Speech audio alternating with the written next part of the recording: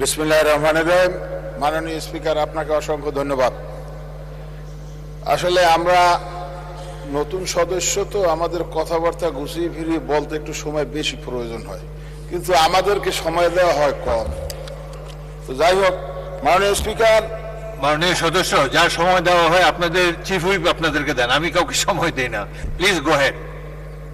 মাননীয় স্পিকার, আজকে এই মহান সংসদে সর্বপ্রথম আমি স্মরণ করতে চাই বহুদলীয় গণতন্ত্রের প্রবর্তক, মহান স্বাধীনতা ঘোষক শহীদ রাষ্ট্রপতি জিয়াউর রহমান বীরুত্তমকে।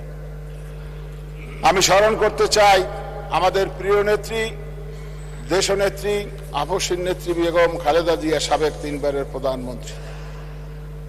আমি তারই সাথে কৃতজ্ঞতা প্রকাশ করতে চাই এবং ধন্যবাদ জানাতে চাই আজকের এই মহান সংসদের সংসদ নেতা, প্রধানমন্ত্রী জনাব তারেক রহমানকে।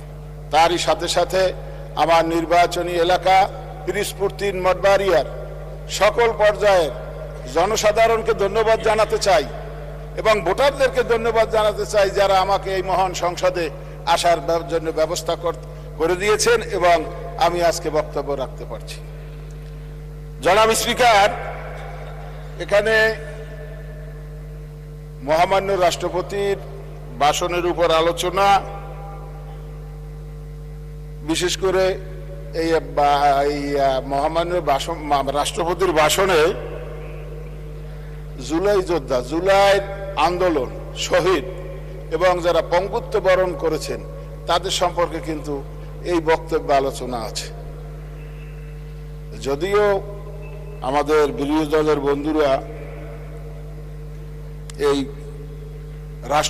মহামান্য রাষ্ট্রপতির ভাষণে তারা ওয়াকআউট করেছিলেন, এখানে স্বৈরাচারের কর্তৃক নির্বাচিত রাষ্ট্রপতি, কিন্তু তার যে বক্তব্য, এই যে আজকের এই ত্রয়োদশ জাতীয় সংসদে রাষ্ট্রপতির যে বক্তব্য, এই বক্তব্যগুলো কি, এগুলো আমি মাননীয় বিরোধী দলীয় সংসদ সদস্যদের প্রতি আহ্বান জানাবো অনুধাবন করার জন্য। তাই মাননীয় স্পিকার, আপনার মাধ্যমে রাষ্ট্রপতির এই ভাষণের বিভিন্ন প্রেক্ষাপট তুলে ধরার জন্য, তার ভাষণের জন্য মহামান্য রাষ্ট্রপতিকে আমি ধন্যবাদ জানাতে চাই। সাথে সাথে আমি আমার এলাকার কিছু সমস্যার কথা এই আপনার মাধ্যমে এই মহান সংসদে তুলে ধরতে চাই। আমার এলাকা পিরিজপুর নির্বাচনী এলাকা মঠবাড়িয়া। আমার এলাকায় কোনো উপজেলা হাসপাতাল নাই। উপজেলা কমপ্লেক্স ভেঙে দিয়ে সেখানে নতুন হাসপাতাল নির্মাণের কাজ চলছিল। আমার নির্বাচনী এলাকায় আমার একটি উপজেলা, এই উপজেলায় 5 লক্ষ মানুষের বসবাস। আজকে সেখানে উপজেলা হাসপাতাল, স্বাস্থ্য কমপ্লেক্স নাই। সেখানে তারা 5 তারিখের পর নির্মাণ কাজ শুরু করে সেটা ফেলে রেখে গেছে। আজকে পর্যন্ত সেই এই 1.5 বছরে এখন পর্যন্ত কোনো এই হাসপাতালের নির্মাণ কাজের প্রতি কোনো পদক্ষেপ নেওয়া হয় না এবং এখনো কোনো ওই টেন্ডার ক্যান্সেল করে নতুন করে যে টেন্ডার করবে এই ব্যবস্থা নেওয়া হয় নাই। এখন আমার মঠবাড়িয়া উপজেলায় স্বাস্থ্যের কমপ্লেক্সের কাজ চলে। 4র্থ শ্রেণীর কর্মচারীদের যে কোয়ার্টার রয়েছে সেখানে 2টা রুমে একটি উপজেলার স্বাস্থ্য কমপ্লেক্সের কাজ চলে।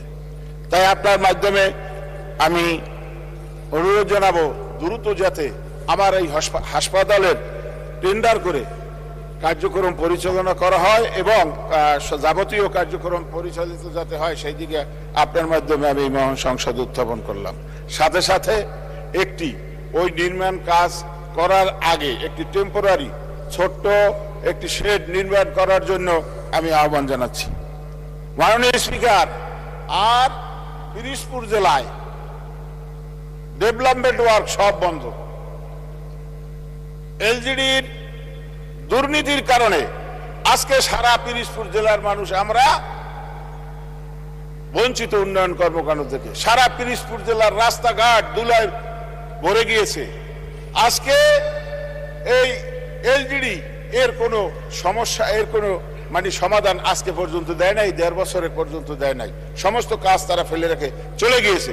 তাই আমি আপনার মাধ্যমে আহ্বান জানাবো, আমাদের এই জেলায় এবং বিশেষ করে আমার নির্বাচনী এলাকায় যাতে দ্রুত এই সমস্ত কাজ বাতিল করে নতুন করে টেন্ডার করে আমার উন্নয়নমূলক কর্মকাণ্ড শুরু করা হয়, তার জন্য আমি আপনার মাধ্যমে এর সমাধান চাই। মাননীয় স্পিকার, মাননীয় স্পিকার, আজকের এই মহান সংসদে আপনার মাধ্যমে বলতে চাই, আমরা আসলে গত নির্বাচনে, এই যে নির্বাচন গেল, এই নির্বাচনে আমরা বিভিন্ন অদাবদ্ধ ছিলাম। ধন্যবাদ মাননীয় সদস্য, 1 মিনিটে শেষ করেন। তো আমরা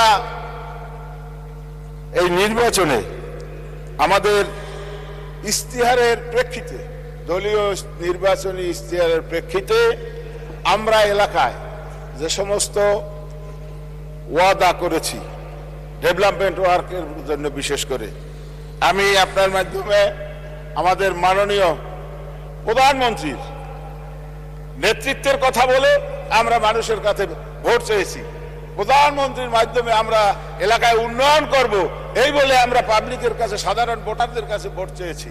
তাই আমি আপনার মাধ্যমে মাননীয় প্রধানমন্ত্রীকে আহ্বান জানাতে চাই, আমার নির্বাচনী এলাকা পিরিজপুর 3 মঠবাড়িয়ার সর্বরকমের উন্নয়ন কর্মকাণ্ডের আপনার দৃষ্টি আকর্ষণ করছি।